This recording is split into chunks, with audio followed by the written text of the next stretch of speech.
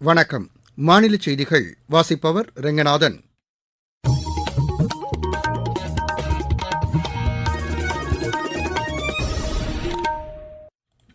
தலைப்புச் செய்திகள். நாட்டின் பிரதமராக திரு நரேந்திர மோடி 3வது முறையாக பதவியேற்றுள்ளார்.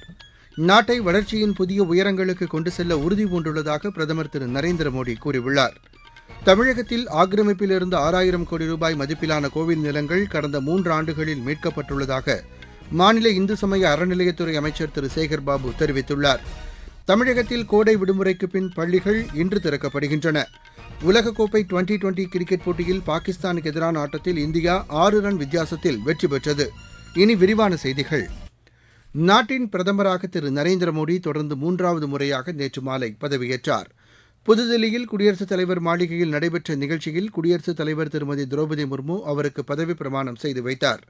புதிய அமைச்சரவையில் 33 பேர் புதிதாக இடம்பெற்றுள்ளனர். மத்திய அமைச்சரவையில் பிஜேபியைச் சேர்ந்த 60 பேரும் கூட்டணி கட்சிகளைச் சேர்ந்த 11 பேரும் இடம்பெற்றுள்ளனர். கேபினெட் அமைச்சர்கள் 30 பேரும், தனி பொறுப்புடன் கூடிய இணையமைச்சர்களாக 5 பேரும், இணை அமைச்சர்களாக 36 பேரும் பதவியேற்றுள்ளனர். பிஜேபி மூத்த தலைவர்கள் திரு ராஜ்நாத் சிங், திரு அமித்ஷா, திரு நிதின் கட்கரி, டாக்டர் ஜெய்சங்கர், திரு பியூஷ் கோயல், திரு தர்மேந்திர பிரதான், திருமதி நிர்மலா சீதாராமன், திரு ஜே.பி. நட்டா, திரு சிவராஜ் சிங் சௌஹான், திரு மனோகர் லால், டாக்டர் வீரேந்திரகுமார், திரு பிரல்ஹாத் ஜோஷி, திரு கிரிராஜ் சிங், திரு ஜோதிராதித்ய சிந்தியா, திரு கிஷன் ரெட்டி, திரு கிரண் ரிஜிஜு, திரு சர்பானந்த சோனோவால் உள்ளிட்டோருக்கு கேபினெட் அமைச்சர்களாக குடியரசுத் தலைவர் பதவிப் பிரமாணம் செய்து வைத்தார். மதசார்பற்ற ஜனதாதளம் கட்சியின் திரு டி குமாரசாமி, இந்துஸ்தானி அவாம் மோர்ச்சா கட்சியின் திரு ஜித்தன்ராம் மஞ்சி, ஐக்கிய ஜனதாதளத்தின் திரு ராஜீவ் ரஞ்சன் சிங், லோக் ஜன்சக்தியின் திரு சிராக் பாஸ்வான், தெலுங்கு தேசம் கட்சியின் திரு ராம்மோகன் நாயுடு ஆகியோரும் கேபினெட் அமைச்சர்களாக பதவியேற்றனர். பிஜேபியைச் சேர்ந்த திரு ராவ் இந்தர்ஜித் சிங், திரு ஜிதேந்திர சிங், திரு அர்ஜுன் ராம் மெக்வால், ஷிண்டே பிரிவு சிவசேனாவின் திரு பிரதாப் ராவ் யாதவ், ராஷ்டிரிய லோக்தள் கட்சியின் தலைவர் திரு ஜெயந்த் சௌத்ரி ஆகியோர் தனி பொறுப்புடன் கூடிய இணையமைச்சர்களாக பதவியேற்றனர். டாக்டர் எல் முருகன் மீண்டும் இணையமைச்சராக பொறுப்பேற்றுள்ளார். கேரளாவைச் சேர்ந்த திரு சுரேஷ் கோபி, திரு ஜிதின் பிரசாத், திரு ஸ்ரீபத் நாயக், திரு பங்கஜ் சௌத்ரி, திரு நித்யானந்த் ராய், திரு கிஷன் பால், திரு சோமண்ணா, திரு எஸ்.பி. சிங் பாஹில், திரு ராம்தாஸ் அத்வாலே, திரு ராம்நாத் தாக்கூர், திருமதி அனுப்பிரியா பட்டேல், திரு பெம்மசானி சந்திரசேகர் உள்ளிட்டோர் இணையமைச்சர்களாக பதவியேற்றுள்ளனர். புதிய அரசு பதவியேற்பு நிகழ்ச்சியில் அண்டை நாடுகளைச் சேர்ந்த தலைவர்கள் மற்றும் இந்திய பெருங்கடல் பகுதி நாடுகளைச் சேர்ந்த தலைவர்களும் பங்கேற்றனர். தமிழக ஆளுநர் திரு ஆர்.என். ரவி, மாநில பிஜேபி தலைவர் திரு அண்ணாமலை உள்ளிட்டோரும் இந்நிகழ்ச்சியில் கலந்து கொண்டனர். நாட்டை வளர்ச்சியின் புதிய உயரங்களுக்கு கொண்டு செல்ல உறுதி பூண்டுள்ளதாக பிரதமர் திரு நரேந்திர மோடி கூறியுள்ளார். 3வது முறையாக பிரதமராக பதவியேற்ற பின் அவர் வெளியிட்டுள்ள சமூக வலைதள பதிவில், இந்த புதிய அமைச்சரவை இளைஞர்கள் மற்றும் அனுபவம் வாய்ந்தவர்கள் என இருதரப்பினரின் சங்கமமாக உள்ளது என்று தெரிவித்துள்ளார். நாட்டு மக்கள் அனைவரது வாழ்க்கையையும் சிறப்பானதாக மாற்ற அனைத்து முயற்சிகளும் தொடர்ந்து மேற்கொள்ளப்படும் என்று அவர் தெரிவித்துள்ளார். இந்தியா எப்போதும் நட்பு நாடுகளுடன் இணைந்து மனிதகுலத்தின் நலனுக்காக பணியாற்றும் என்றும் திரு நரேந்திர மோடி கூறியுள்ளார். பிரதமராக மீண்டும் பதவியேற்றுள்ள திரு நரேந்திர மோடிக்கு பல்வேறு தலைவர்கள் வாழ்த்து தெரிவித்துள்ளனர். தமிழக ஆளுநர் திரு ஆர்.என். ரவி தெரிவித்துள்ள வாழ்த்துச் செய்தியில், வறுமையற்ற நோயில்லாத தேசத்தை கட்டமைக்க 3வது முறையாக திரு நரேந்திர மோடி தமது பயணத்தை மேற்கொண்டுள்ளதாகவும், தேசத்தின் நலனுக்கான அவரது முயற்சிகள் வெற்றியடையட்டும் என்றும் தெரிவித்துள்ளார்.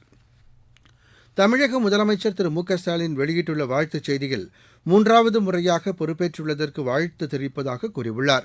அரசியல் சாசனத்தை நிலைநிறுத்தவும் கூட்டாட்சி தத்துவத்தை மேம்படுத்தவும் பிரதமர் செயலாற்றுவார் என நம்புவதாக திரு மு க ஸ்டாலின் தெரிவித்துள்ளார். நீங்கள் கேட்டுக்கொண்டிருப்பது மாநில செய்தி அறிக்கை. தமிழகத்தில் கோடை விடுமுறைக்கு பின் பள்ளிகள் இன்று திறக்கப்படுகின்றன. அரசு மற்றும் அரசு உதவி பெறும் பள்ளிகளில் மாணவ மாணவிகளுக்கு விலையில்லா பாடப்புத்தகங்களை இன்றே வழங்க ஏற்பாடு செய்யப்பட்டுள்ளதாக பள்ளிக் கல்வித்துறை தெரிவித்துள்ளது. இதுதவிர புத்தகப்பை, காலணி, சீருடைகள் போன்றவையும் வழங்கப்பட உள்ளதாக தெரிவிக்கப்பட்டுள்ளது.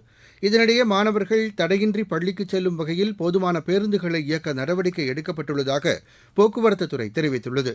புதிய இலவச பேருந்து பயண அட்டைகள் வழங்கப்படும் வரை ஏற்கனவே உள்ள பழைய அட்டையை பயன்படுத்தி மாணவர்கள் பள்ளிக்கு செல்லலாம் எனவும் போக்குவரத்துத்துறை கூறியுள்ளது. தமிழகத்தில் ஆக்கிரமிப்பில் இருந்த 6000 கோடி ரூபாய் மதிப்பிலான கோவில் நிலங்கள் கடந்த 3 ஆண்டுகளில் மீட்கப்பட்டுள்ளதாக மாநில இந்து சமய அறநிலையத்துறை அமைச்சர் திரு சேகர் பாபு தெரிவித்துள்ளார். சென்னை திருவான்மியூரில் உள்ள பாம்பன் சுவாமிகள் ஆலய குடமுழுக்கு விழா அடுத்த மாதம் 17ஆம் தேதி நடைபெறவுள்ளதை ஒட்டி அதற்கான பணிகளை நேற்று அவர் தொடங்கி வைத்தார். பின்னர் செய்தியாளர்களிடம் பேசிய அவர் 3 ஆண்டுகளில் 1700க்கும் மேற்பட்ட ஆலயங்களுக்கு குடமுழுக்கு விழா நடத்தப்பட்டுள்ளதாக கூறினார். இந்த ஆட்சி பொறுப்பேற்ற பிறகு 1740 திருக்கோயில்களுக்கு குடமுழுக்கு நடந்திருக்கின்றது. அதோடு 6000 கோடி மதிப்புள்ள சொத்துக்களை ஆக்கிரமிப்பாளர்கள் பிடியிலிருந்து இறை சொத்து இறைவனுக்கே என்ற வகையில் மீட்டிருக்கின்றோம். அதோடு நிலங்களை அளவீடு செய்து HRNC என்ற கல்பதிக்கின்ற கல்லை பதித்து அந்த இடத்தில் எவ்வளவு இடம் எந்த திருக்கோயிலுக்கு சொந்தமானது என்ற பதாகைகளும் வைக்கப்படுகின்ற பணியிலே 1,66,348 ஏக்கர் நிலம் அளவீடு செய்யப்பட்டு கல் பதிக்கப்பட்டிருக்கின்றன. 9,521 திருக்கோயில்களுக்கு 3,814 கோடி ரூபாய் செலவில் திருப்பணிகள் மேற்கொள்ளப்பட்டு வருகின்றன. தமிழகத்தில் அரசு கலை மற்றும் அறிவியல் கல்லூரிகளில் கலந்தாய்வு இன்று முதல் தொடங்குகிறது.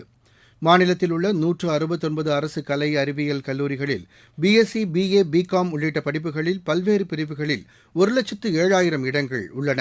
இவற்றிற்கு 2,58,000 விண்ணப்பங்கள் வந்துள்ளதாகவும் தரவரிசை பட்டியல் அடிப்படையில் மாணவர்கள் கலந்தாய்வுக்கு அழைக்கப்பட்டுள்ளதாகவும் தெரிவிக்கப்பட்டுள்ளது. முதற்கட்ட கலந்தாய்வு வரும் 15ஆம் தேதி வரை நடைபெறவுள்ளது. வகுப்புகள் அடுத்த மாதம் 3ஆம் தேதி தொடங்கும் என அறிவிக்கப்பட்டுள்ளது. தமிழகத்தில் நடப்பு கல்வியாண்டில் பொறியியல் மாணவர் சேர்க்கைக்கான விண்ணப்ப பதிவு நாளை வரை நீட்டிக்கப்பட்டுள்ளதாக மாநில தொழில்நுட்ப கல்வி இயக்ககம் தெரிவித்துள்ளது. இது தொடர்பாக வெளியிடப்பட்டுள்ள செய்திக்குறிப்பில் மாணவர்களின் கோரிக்கையை ஏற்று இந்த 2 நாட்கள் நீட்டிக்கப்பட்டுள்ளதாகவும் இதுவரை விண்ணப்பிக்க தவறிய மாணவ மாணவியர் புதிதாக TNEA.online.org என்ற இணையதளம் வாயிலாக விண்ணப்பிக்கலாம் என்றும் தெரிவிக்கப்பட்டுள்ளது. தமிழகத்தின் சில இடங்களில் அடுத்த 4 நாட்களுக்கு அதிகபட்ச வெப்பநிலை இயல்பை விட 2 முதல் 3 டிகிரி செல்சியஸ் வரை அதிகரிக்கக்கூடும் என சென்னை வானிலை ஆய்வு மையம் தெரிவித்துள்ளது. இன்று ஓரிரு இடங்களில் லேசானது முதல் மிதமான மழை பெய்ய வாய்ப்புள்ளதாகவும் அந்த மையம் தெரிவித்துள்ளது. குமரிக்கடல் பகுதிகள், மன்னார் வளைகுடா மற்றும் தென் தமிழக கடலோரப் பகுதிகளில் மணிக்கு 35 முதல் 45 கிலோமீட்டர் வேகத்தில் காற்று வீசக்கூடும் என்பதால் இப்பகுதிகளுக்கு வரும் 13ஆம் தேதி வரை மீனவர்கள் மீன்பிடிக்கச் செல்ல வேண்டாம் என அறிவுறுத்தப்பட்டுள்ளது. சென்னையை பொறுத்தவரை அதிகபட்ச வெப்பநிலை 37 டிகிரி செல்சியஸை ஒட்டி நிலவக்கூடும் என்றும் நகரின் சில இடங்களில் லேசான மழை பெய்ய வாய்ப்புள்ளதாகவும் தெரிவிக்கப்பட்டுள்ளது. கிருஷ்ணகிரி மாவட்டம் ஒசூர் அருகே உள்ள கெலவரப்பள்ளி நீர்த்தேக்க அணை பகுதிகளில் மத்திய நீர் ஆணைய தலைவர் திரு குஷ்விந்தர் ஓஹ்ரா தலைமையில் 15 பேர் கொண்ட குழுவினர் நேற்று ஆய்வு செய்தனர். கர்நாடக மாநிலம் நந்திமலையில் உற்பத்தியாகும் தென்பெண்ணெய் ஆற்றில் தொழிற்சாலைகளிலிருந்து வெளியேறும் ரசாயன கழிவுகளால் தண்ணீர் பாதிக்கப்பட்டுள்ளதாக புகார் எழுந்துள்ளது. இந்த குழுவினர் அந்த தண்ணீரை கெலவரப்பள்ளி அணை பகுதியில் ஆய்வு செய்து அரசுக்கு அறிக்கை தரவுள்ளதாகவும் தகவல்கள் தெரிவிக்கின்றன. இருவரிச் செய்திகள். ஈரான் அதிபர் தேர்தலில் 6 பேர் போட்டியிடுகின்றனர். 27 நாடுகள் அங்கம் வகிக்கும் ஐரோப்பிய நாடாளுமன்ற தேர்தல் நேற்று நிறைவடைந்தது.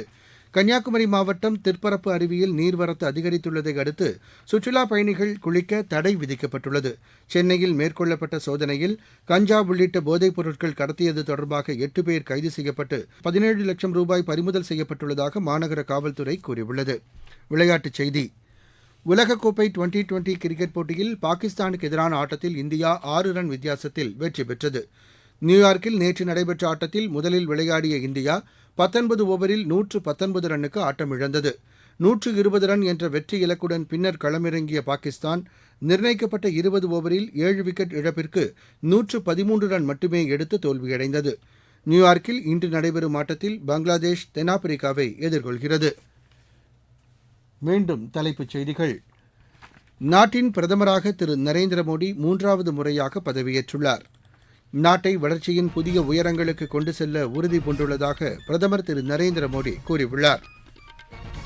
தமிழகத்தில் ஆக்கிரமிப்பில் இருந்த 6,000 கோடி ரூபாய் மதிப்பிலான கோவில் நிலங்கள் கடந்த 3 ஆண்டுகளில் மீட்கப்பட்டுள்ளதாக மாநில இந்து சமய அறநிலையத்துறை அமைச்சர் திரு சேகர் பாபு தெரிவித்துள்ளார்.